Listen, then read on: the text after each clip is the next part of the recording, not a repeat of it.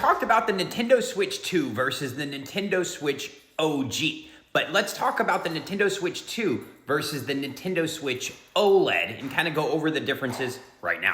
Of course, the first thing that we can compare is the OLED screen, 7-inch OLED screen with 1280 by 720 resolution. The Switch 2 is going to have a 7.9-inch LCD screen, 1920 by 1080 resolution, supporting HDR10 and up to 120 hertz refresh rate, which is amazing. So then you start getting into the nitty gritty. I'm not going to go over everything. Let's just go over the main things, right? Like I said, the screen, 7-inch OLED, 7.9-inch LCD, HDR10, VRR up to 120 hertz, 1080p at 60 frames per second, up to 4K at 60 frames per second, which I'm really excited about. NVIDIA Tegra X1, this one's going to be a custom NVIDIA processor, but it's going to have DLSS and ray tracing support, which is a big upgrade.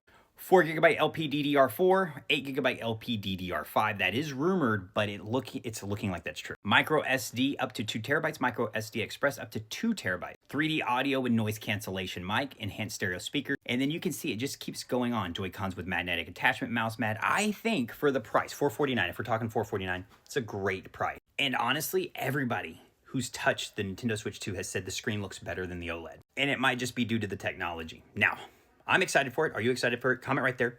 Share with a friend. That's the Nintendo Switch 2 versus the Nintendo Switch OLED.